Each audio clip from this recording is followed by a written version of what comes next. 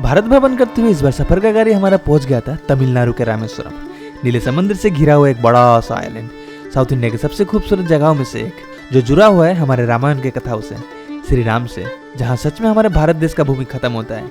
इसलिए इस जगह को एंड लैंड ऑफ इंडिया भी कहा जाता है। और इस इंटरेस्टिंग जगह तक पहुंचने के लिए हमें क्रॉस करना पड़ा इंडिया के सबसे लंबे समुद्र में बना हुआ रेलवे ब्रिज, जो जोड़ता है रामेश्वरम आइलैंड को तमिलनाडु से।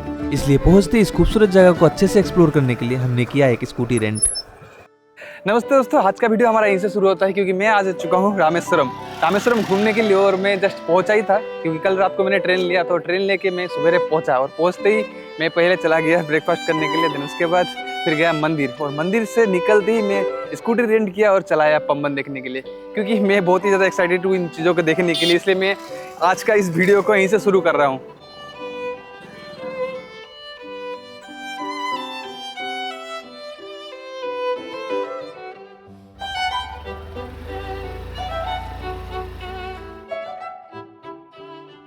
अब हमारे नजरों से देखो तो रामेश्वरम आइलैंड एक पैराडाइज है, जहाँ दूर दूर तक दिखता है सिर्फ समंदर का नीला पानी, छोटे छोटे गांव और उसमें रहने वाले मछुआरे लोग। लेकिन उसके साथ साथ ये जगह एक धाम है, भारत के मुख्य 4 धाम यात्राओं में से एक। इस कारण यात्रियों का भीड़ अक्सर इधर लगा रहता है। इसलिए इस पैराडाइज को घूमने से पहले हम दर्शन करने चले गए रामनाथ स्वामी टेम्पल, जो है शिव जी का एक बड़ा सा पुराना मंदिर, जहाँ हमारी तरह कितने ही यात्री आए हैं इस मंदिर का दर्शन करने।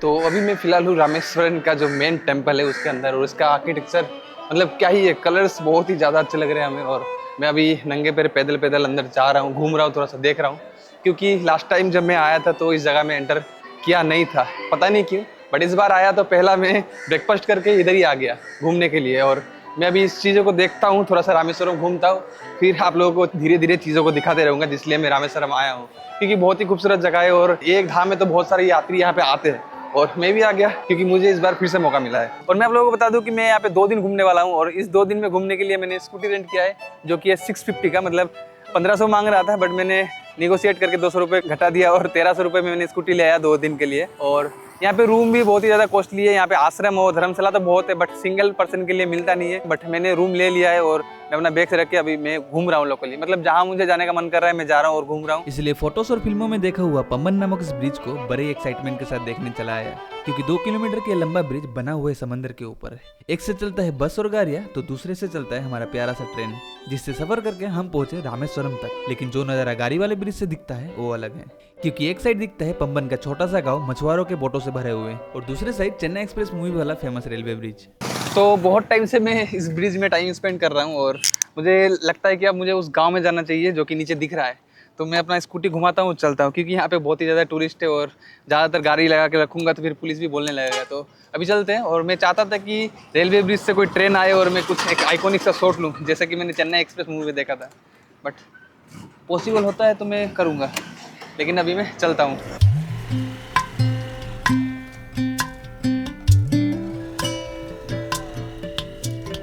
हमारे नजरिए से भारत देश का असली खूबसूरती गांव में बसता है।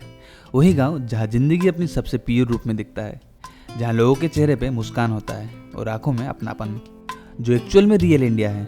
इस कारण हम किसी भी जगह को करीब से जानने के लिए पहुंच जाते हैं गांव की तरफ, बात करते हैं मुस्कुराते हुए लोगों से। तो ब्रिज के ऊपर से जो गांव दिख रहा था, जहाँ पे बहुत सारे बोट लगे हुए थे, तो मैं चाहता था कि मैं ऊपर से नीचे आऊँ, और मैं घूमते हुए बस स्कूटी चलाते हुए आ गया इस साइड। और अभी मैं उस गांव में पहुंच चुका हूँ। नज़ारा कुछ ऐसा है, मतलब ऊपर से तो देखने में बहुत ही ज़्यादा खूबसूरत लग रहा था, अभी नीचे आ गया तो पूरा ही मतलब भरा हुआ है बोटों से। लोग यहाँ पे इन बोटों से मछली पकड़ने के लिए जाते हैं, और कुछ ऐसे बड़े बड़े बोट्स भी है जिससे लोग 4 से 5 दिन तक बीच समुद्र में मछली पकड़ते हैं, आते ही नहीं है। तो इन चीज़ों को मैं करीब से थोड़ा सा देख रहा हूँ, जो कि बहुत ही ज़्यादा अच्छा लग रहा है, क्योंकि मैं ब्रिज के ऊपर से देख सकता था और वापस जा सकता था, लेकिन नहीं, मुझे पास आके देखना था इन चीज़ों को।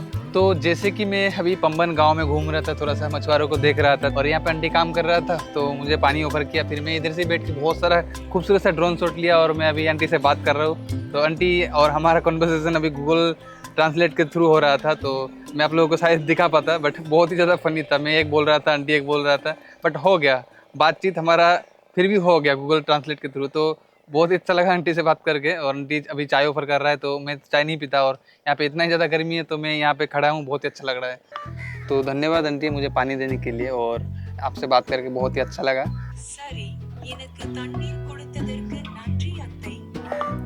मैं कोलकाता से आया हूँ बस घूमने के लिए, मुझे गांव घूमना पसंद है, तो इसलिए मैं इस गांव में आ गया देखने के लिए कि क्या है। கொல்கத்தாவிலிருந்து வருகிறேன். கடலுக்கு போகலைன்னு சொன்னாக்கா எங்களுக்கு வருமானம் கிடையாது.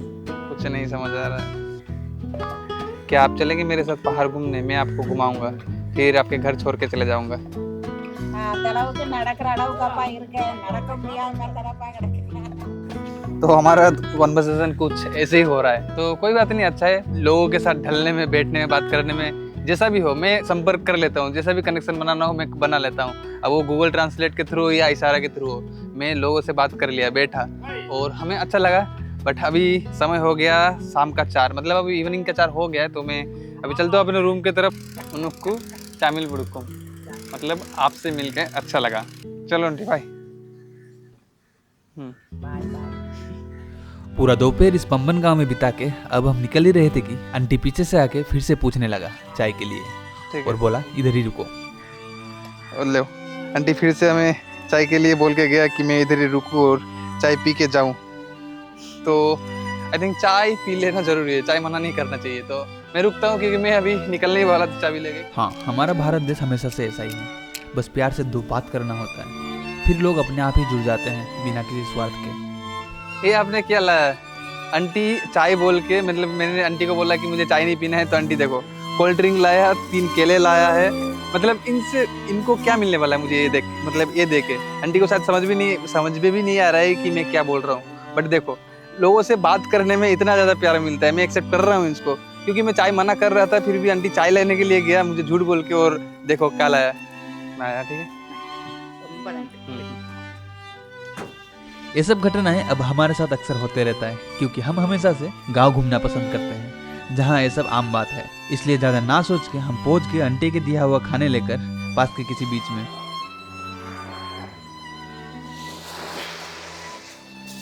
तो मैं आ गया बीच साइड बैठने के लिए, और आंटी का मैं खाना ख़त्म करता हूँ जो आंटी ने दिया।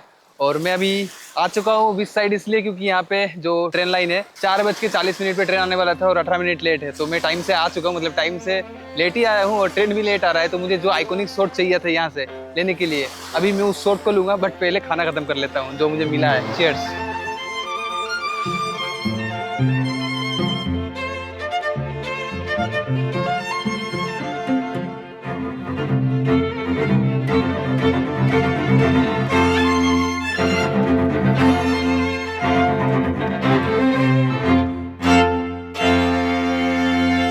तो बहुत ही खूबसूरत सनसेट के साथ आज का दिन खत्म होता है। मिलते हैं कल सुबह।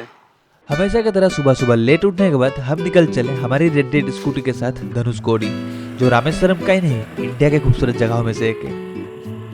तो सुबह सुबह मैं निकल चुका हूँ अपने रूम से जाने के लिए, और बहुत ही ज़्यादा गर्मी लग रहा था, तो मैंने सोचा कि ना नारियल पानी पी के फिर सफर का शुरुआत किया जाए। धनुषकोडी कितना किलोमीटर?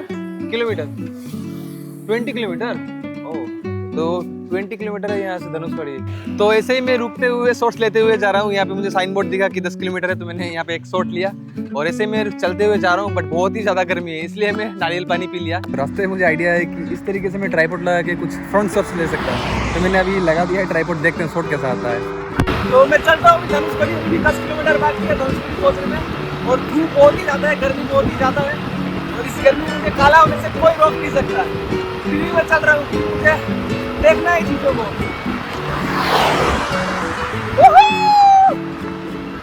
धनुषकोडी भारत का अंतिम किनारा, एक ऐसा जगह जहां से धरती अपना अंतिम सांस लेता है और समंदर का गहरा सफर शुरू होता है। ये वही जगह है जहां से किसी युग में हमारे प्रभु श्री राम ने लंका की ओर कदम बढ़ाया था। यहीं से समंदर पर पत्थरों का पुल बना राम सेतु, एक विश्वास का, एक भक्ति का, एक मर्यादा का सेतु। तो फाइनली 20 किलोमीटर का राइड करके आराम से मैं वीडियोस लेते हुए पहुंच गया the last land of India. Dhanushkodi तक जाता हुआ एक लंबा सीधा रोड, दोनों तरफ बस समंदर और बीच में एक पतला सा रास्ता जो किसी सपने की तरह लगता है। ये सिर्फ एक रोड नहीं, एक अनुभव है। शांत समंदर का गूंज और हवाओं में रामायण की कहानियां। इस जगह का खूबसूरती सिर्फ दृश्यों में नहीं, उस इतिहास में है जो इस धरती ने चाप रखा है।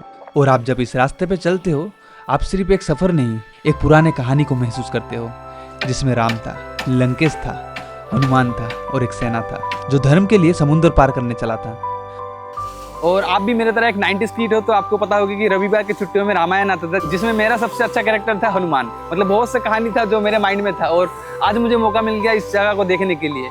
किसी युग में था जब श्री राम अपने वानर सेना के साथ इस रास्ते से हुए चलते हुए गए थे। मतलब रियली मतलब ग्रेट फीलिंग हो रहा है ये सब मैं सोच रहा हूँ। तो ऐसा मैं कभी सोचता नहीं हूँ बट सोच रहा हूँ, पता नहीं क्यों ऐसा थॉट मुझे आ रहा है। तो बहुत ही अच्छा लगा इस जगह में आके। और वीडियो अच्छा लगे तो एक लाइक कर देना और कमेंट करना मत भूलना। और कमेंट लिखने में आलस आ रहा है तो एक हार्ट स्पैम कर दो। और आप भी मेरे इस भारत भ्रमण में जुड़ना चाहते हो तो सब्सक्राइब करके जुड़ सकते हो।